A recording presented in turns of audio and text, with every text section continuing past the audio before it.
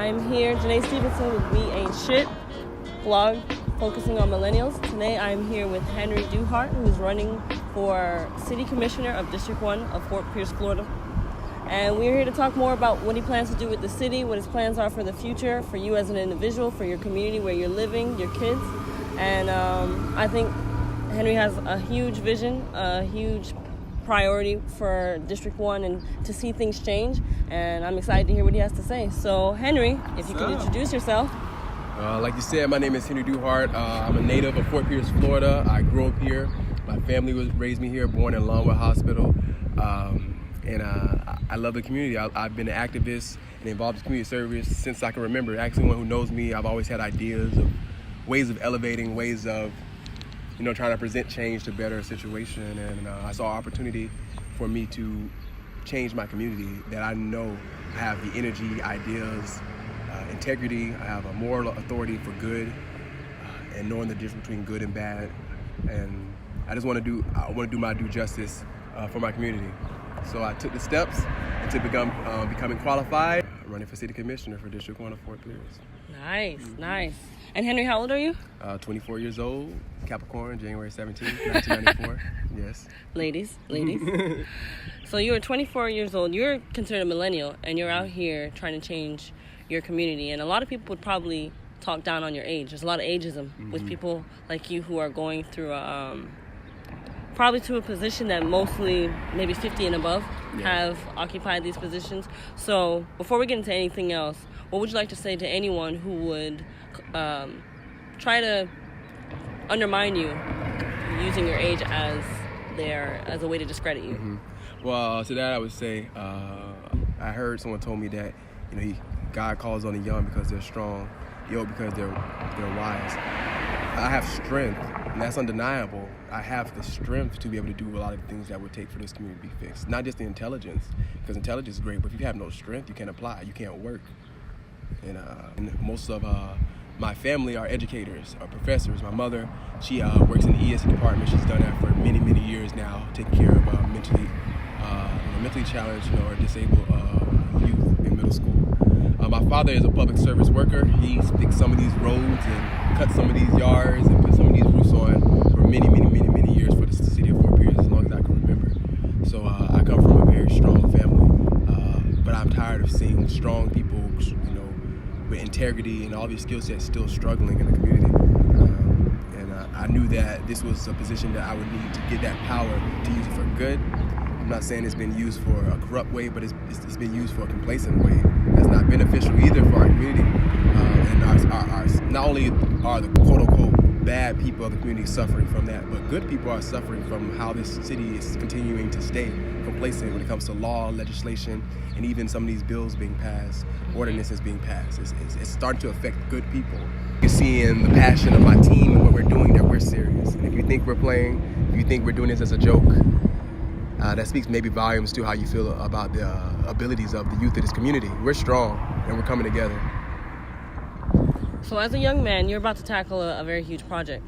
And one of the things as a native of St. Lucie County that you constantly hear is that Fort Pierce is this place full of crime and violence. And that's like with any other city. Yeah. So what are your plans? How do you plan to effectively change the crime rates in Fort Pierce? I think it would be a series of things we have to do. There's not no one way to change crime because crime happens for many different reasons. Crime happens because of poverty. Crime happens because people's goals set for themselves. Crime also happens due to neglect from the city to help. There's many aspects of the reason why we have crime here. Security. And I believe I want to create a plan. I want to sit down with our local police department chief, Miss Diane, who's a great woman. She was, I think, our first female chief here. She used to work in Tampa, I believe. And she's ready, she's new, she's fresh, and I know she's trying her hardest to change that.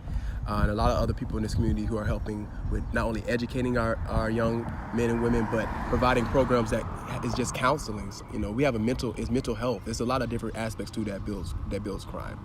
And also, I believe our landscape has to do something with that. I mean, if we walk out the house and we see the projects, we see the conditions of our community, that has a strong impact on the youth, of how they feel about themselves. So I plan to develop a plan that would take couple of years. It wouldn't happen overnight. It may take my whole entire term, but a plan that will enhance not only the security within our community, but the education for our youth within our community, the financial ability to be able to pay for their homes and their rent and their utilities, better jobs, better trade programs, because not all of our youth will be going to college. Not all of our youth will benefit from going to a traditional educational system. Some of our youth just needs some trade programs. Some of our youth just need something that's with their hands. Some of them are good with their hands. Some of them are good with ideas. Some of them are entrepreneurs and just need some business classes offered. So it's a strategy between enhancing the security for our community, enhancing the abilities to get better jobs because poverty breeds crime, and working with our local police department to bridge the gap between the community and our police to know that we are working for each other. It's not some them against them thing, And I've met a lot of people in our community, great people, and I've had the opportunity to meet a lot of our officers here, and even talking with the chief, and they're great people too. So there's a disconnect there. So filling that gap and just applying. I don't know all the answers, but best believe every day, every minute of my job, I'm going to be working to finding those answers. You won't see me once a year. You'll see me basically almost every day, probably. You might get tired of me coming asking you how can we fix our community, but know that I'm going to keep coming, and I'm going to keep pushing, and I'm going to keep working for my city. So, one of the probably a huge topic right now going on in the U.S. in light of talking of crime is gun violence and the accessibility of guns to especially the young. We have all these school shootings going on, and just random shooters, and anyone can own a gun. So what are your plans or how do you intend on dealing with gun violence in this particular district? Whether that's cutting down guns, or I don't even know where you stand on the rights of guns. And so maybe you can give us a little background on that, and then let us know, in taking that forward, how do you plan to change how guns are viewed in this district? Yeah, I don't think guns is the problem. I think mental health is the issue. Okay. And also the inability for, I won't say it's just the police department. I think it's always more than, it's easy to point fingers, but our inability as a whole to lower our murder rate turnout, because we're very known for the fact that we have a lot of unsolved murders in this community. We need to focus all the energy we seem to be putting into marijuana and weed in this community. We put so much energy into something that nationally will be legal within the next 5 years. Nationally has proven to bring in revenue for most cities if they educate themselves on the medical purposes and recreational purposes of this drug. And not even drug, it's a plant, it's something you grow. It's something nobody wants to talk about. But I believe that our city can be one of those first cities to take that first step into decriminalizing something that obviously nationally is changing in the sense of what it is and what it represents. Like everybody says, the old war on drugs was failed. It was hurting good people, and it disproportionately affected the Black and Latino youth community. And why I say that, we need to decriminalize marijuana in this city, and that would be a starting point for the guns, because now, once we've done that and our officers can stop wasting their time trying to get weed off the streets, they can get cocaine off the street. They can get these illegal guns off the street, because the people shooting each other are not legal gun owners. These are people who are buying guns from who knows where, and who have, right now, at the mental state of mind where they're okay with shooting somebody from their community, young youth within this community. But it can now allow the police force to rechannel their energy to the real drugs, not the things that are grown from the ground, to the real situations of getting these guns. We have people in jail right now. Our jail is packed with people in there for 20 grams or less, but our streets are filled with people who've shot and killed and murdered someone. And I've seen firsthand, a family right now. I've seen first and foremost, and we got a funeral right behind us. Even how you feel about this, I don't think it's an even trade for our young people in this community. You have however you feel about it, whether you take part or not. It's an uneven trade for more of our youth to keep getting locked up because of how you personally feel about something. And the reason why I emphasize on that, because I truly believe if our city council can come together and decriminalize this, you will see a less intake of young youth in this community for something that's going to be legal nationally within the next 5 years, and a bigger intake now, because you can focus on the true crimes, the hard crimes that really are affecting this community, which are real strong drugs such as cocaine and different pills and illegal guns on the street. That's what we need to get off our street. That's what our police forces need to focus on. getting these guns out of our streets. If you're not going to get the people, at least get the guns away from them. And that's my stance on that, and I'm going to stand strong on that. And I don't know all the answers even to that, but know that I have a plan, and I'm going to keep emphasizing on this plan, keep creating this plan, bringing in ideas, and help, whether inside the city or outside the city, to make sure we get illegal guns off our streets. Gotcha. So bringing it back to another issue that you mentioned earlier concerning crime rates, and that crime is consistent, or it's a fruit of other problems, and one of them being poverty. So District 1 is one of the poorest districts. In Treasure, it is the poorest. It is the poorest. Most impoverished district within the entire Treasure Coast. The most impoverished district within the Treasure Coast. So, what are your plans, or first of all, how do you believe that we've gotten to that point? How did District 1 become the poorest? Complacency. I think that is the virus that has plagued our community. Complacency. Yeah, we have our big meetings, and it's exciting to promote that 800 people came out to this meeting at this point in time. Or it's exciting to put out, we had 500 people come out to this big community meeting. I'm more excited about the action that happens, even if it's just one person continuing that action. We need the action, and I believe we've been lacking in the action. And I believe that our city needs to think about how we as a city come together, because though I will fight very hard, very strong, and I believe I'll be successful in getting a bigger piece of the budget for improvement within this part of the city, which a lot is already happening through grants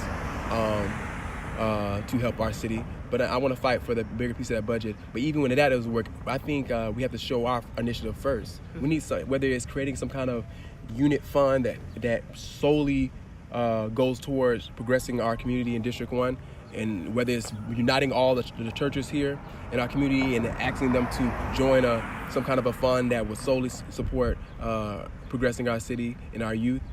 Whatever it is, we have to be the first as well. We can't just go around demanding at the same time. Though I will work hard to get everything that we deserve, we also have to show it that we ourselves are willing to put our monies together.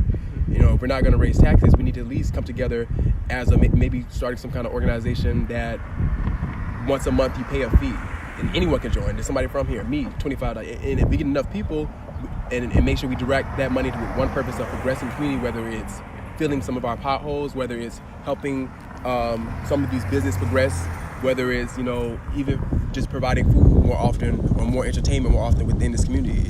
It works so many ways, but we have to also make that step. We can't also just demand, but we have to make those steps, because obviously nobody else from the outer rim is going to help us more than we can help ourselves. It's not a priority for other people. It has to be our priority for ourselves, for us first. And then as time goes on and we take those strides needed, I'm sure we'll get the help. We're already getting the help. It's just, we just need to be united. We need to be united. That's what we need. I think we haven't been as united as we are. As we see, it seems on the outside that we are, because there are some things going on, but I see it as a smoke screen. There's a lack of real, true, hard, consistent work. So how do you plan in terms of being in that office and in that surrounded by the people who've been in office for so long, and they've seen this community get poorer and poorer over time, and there hasn't been a change.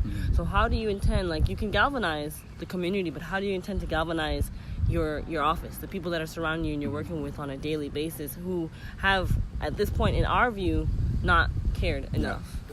Well, I think unless that right mindset is in the room, it won't never be heard. Okay. And I believe I have a mindset that hasn't been in that room for a long time concerning the progression of our city. Not just I love my district, but true progression and true plans. I work with a variety of teams and mentors who come from all different backgrounds that advise me on different ways of changing the community, from bringing not only bringing better businesses into this community, which I have a lot of great ideas, potentially working with Apple and other big businesses to bring to these communities. So we have a lot of abandoned, as you see, a lot of abandoned buildings with nothing going on that could potentially and should be producing revenue for the city. But not only that, providing better trade programs for things that apply to our city, so that when these jobs do come in, our people are ready. We have we got the ports open, and we got an airport. We're one of the only cities that have an airport, a port soon, and a railroad. And those are big amenities. Those are big things for one city to have. And even when our ports develop, if the people in our community are not trained and have the skills to work in the ports, they're going to hire other people. So therefore, the city won't be getting the jobs. So the key thing we need is more specific trade and vocational schools that apply to assets of this particular area, so that the people within this area can work together. Even things like plumbing, being an electrician, those kind of trades. Not everybody have to go to college. But at the same time, not everybody will go to college. But we need to make sure we have resources and pathways for success for even those kinds of people who maybe are great with their hands or great with their minds or are business people. Maybe programs that help small businesses start up in this community, and also taking care of the ones we already got. Yeah. Put so much money into tearing the building down, putting it up, when you could have put that same amount of money to a set of businesses in our community to enhance the business, enhance it, whether it's providing updates in technology or promotion. It doesn't matter. I mean, we don't have all of you, but you got to at least try. You got to take care of what you got. But that's what most of us learn when we're younger. You got to take care of what you got before you get something new. You can keep preaching that you want to bring in big business, but you got to first take care of the ones you got. It's not attracted to a big business if they look and see that you're not taking care of what you got. I see. Now, you were talking about trade schools for the younger generation, like getting them work, because not everybody goes off to college, and how that could, change the poverty rates here. And somewhere that I would say those two ideals come together is these after-school programs, where these kids are going before they even start to think about college and things like that. And a lot of them in this area right now are struggling financially and being able to keep the kids from the community there to stay within there. So how do you, as a 24-year-old, you're going to be a face for the youth, and they're going to look up to you, and they're going to expect that you are changing things for them for the future, for them to have a future like you, to be able to say, okay, one day I can run for city commission and I can get that position. So with these after-school programs that are struggling to stay afloat, what are you going to do for these young that at this point are looking for direction and looking for a place to stay and call home? I believe the city needs a reboot, and that may mean that some of our after-school programs close down, some of the things fail. And mind you, these are things that are going to happen before I even in office. It's just what's happening. Our after-school programs are shutting down. It seems like there's not enough programs going on in our community to meet the needs of how energized our young people are. I mean, there are things going on, but we need more. You got to meet the need. You can't complain. You got to meet the need. That's our job as elected officials. So once the reboot happens, my plan with after school is, I don't believe we need to necessarily even get another building up and running, because until you can find out ways to make some kind of a back profit where something these programs start paying for themselves, I think as a city leader, an elected official, we can at least head some more community events that don't necessarily have to be a certain strategic building, but we can keep things going on, lively things going on within the community for people, for the youth, that provide information programs through, when I have our vendors out, where we have vendors that purposely will be out there, maybe mental health vendors, maybe some of our local police department like we will have at I Love Lucy Fest, or other resources, or the housing authorities. Just these kind of things is very effective for a community, and it's not a cost efficient. It just takes a little creativity. And when it comes to our after school programs, when we find out the ones that need the most help, and I believe we just need to start creating after school programs that also somehow pays for itself. We can't. I think we need less nonprofits and more for-profits. Self-sufficient programs. So we got to figure out. We got to get more for-profit businesses, for-profit programs, so that we can keep our programs running well after we're long gone. That's a problem we have. We need a better foundation for some of these programs, and they won't. Now that's happening. Now that we're not depending on grants and other funds, it's basically powering itself. We don't have to worry about it closing down. So you've said a lot, and you have a lot of strong ideas and plans for this community. But I think overall, number one question anyone's going to ask is, what is your main priority for this district, and where do you see it going? What is your vision? My biggest platforms within my 4 years will concern crime rate, road and infrastructure development, building up a rehabilitation center, which it acts like a homeless shelter, but it's to rehabilitate those in our homeless community that can be put back to the workforce with a little nurturing, basically. And building an art district within this community for people to be able to indulge and produce and show their art. Art is a big push behind how someone feels about their community, and it's a big push also to start helping lighten the viewpoint of us as a violent city and more of as a cultured arts community.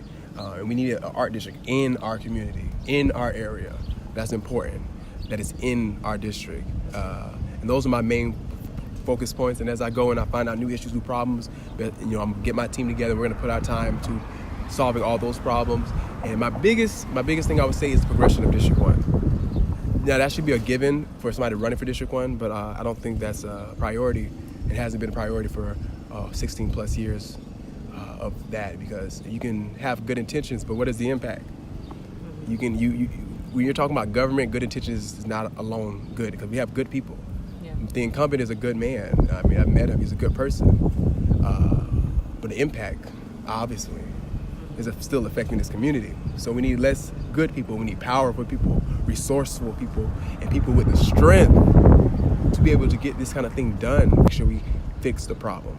So if you want people who are going to be able to fix the problem, the many problems we have, and to spend all their time and energy and have the energy and capability to do that, then vote for Henry Duhart for City Commissioner of District 1. Don't complain. Be the change. So Henry, let us know of any campaigns that we could be supporting you in, any rallies coming up. So my first rally, Morris Creek Park. We're gonna have the Fort Pierce Police Department out there, Big Brothers Big Sisters. Church Coast Food Banks will be helping us, hopefully, to get some food donated to the homeless. We're gonna have a clothing drive. We're gonna have some of the local dance teams out there, local performers, music, food. We're gonna have a water slide at a bounce house, and it's gonna be a great community event within our community. So come out there and support. You also, if you would like to support my campaign, you can make a contribution to our PayPal account, BeTheChange772@gmail.com. $10, $5, $20, $50, $100, whatever you like. We would appreciate it. If you really want to support the youth when we stand up, support us. And then elections primaries, there's 3 candidates right now. The incumbent, Mr. Rufus J. Alexander, another candidate by the name of Alonzo Watkins, and myself will be fighting to win the primaries on August 28th. There's different locations. It'll be on my webpage. We're coming together. There's so many of us, and know that the young people are tired.